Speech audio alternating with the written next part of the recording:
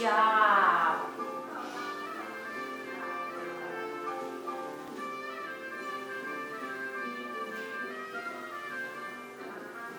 Good job. What made you want to start a facility like this? I saw a need. There is definite need.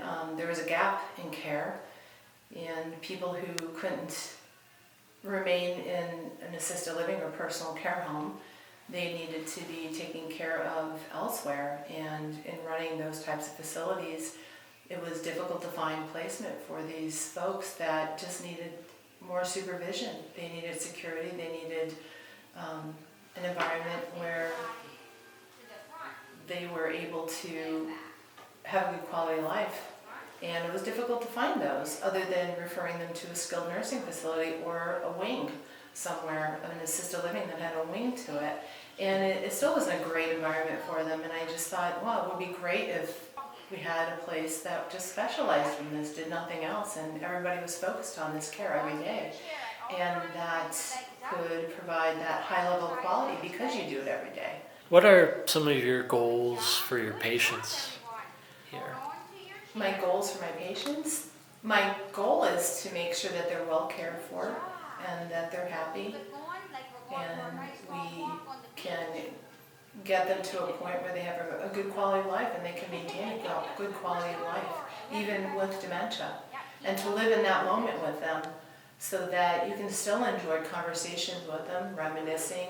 It doesn't really matter what they had for lunch 2 seconds ago. It doesn't matter if they can't remember their dog's name, or even if they can remember their daughter's name.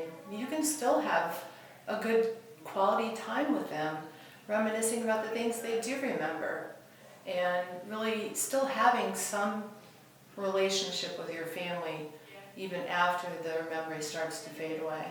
So I think that's our biggest goal here, to provide good quality for the families and especially the residents. Can you tell me a little bit about going from being an RN to an owner and an operator of a facility like this? Oh boy. In being a registered nurse and running facilities for the past 15 years like this, it was very similar in some ways. And I think the responsibility is very similar, that you're responsible for these people's lives and the welfare and the care of them. And I take that responsibility very seriously. Sometimes it's very stressful, and sometimes I rely on my family to do their own things, when I can't be there, and they've done a great job with that so far.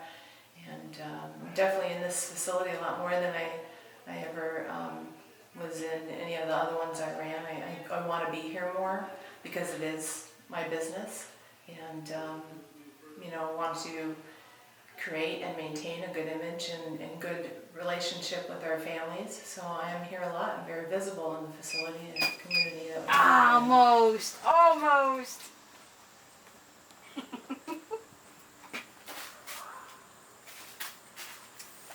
Okay, go ahead. Throw it in the hole. Go sit down. Almost. You coming with me? All right, let's go, Jack. Oh, almost. I missed.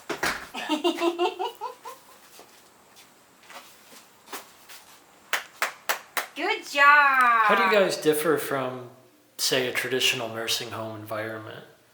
We're definitely more residential. Like, our facility is built like a home. So we encourage people to bring their own furniture from home to make it an environment where it's comforting to them. So different pictures on the wall, their furniture if they're able to bring it. The living room is definitely a little bit more or less facility-like nursing home. It's not a medical environment, it's a social environment. It's a place where it feels warm and comfortable, more like a home than like a clinical setting. What is your favorite part about doing this now? Oh, it's the residents. And it's the staff too, and hearing that family members are happy, and when they call me and they say, oh, Nicole was just wonderful with Dad. You should have seen, he just lit up when he saw her. That's a staff person here. That makes me really feel good as an owner, as a nurse, as a person.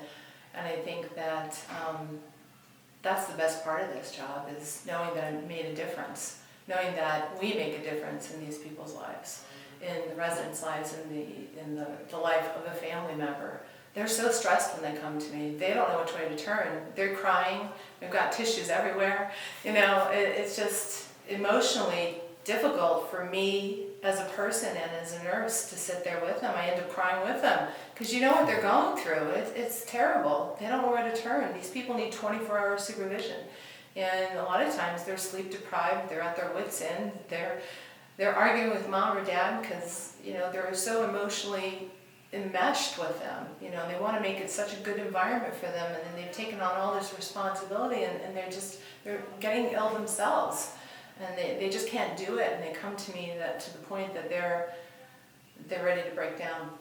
And it's a really good feeling weeks later after mom or dad is here, and they go, oh, this was such a godsend.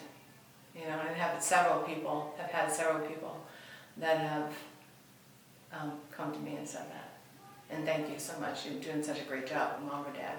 And that's what really, does it for me. To keep coming back every single day with a smile on my face and saying, I just love what I do.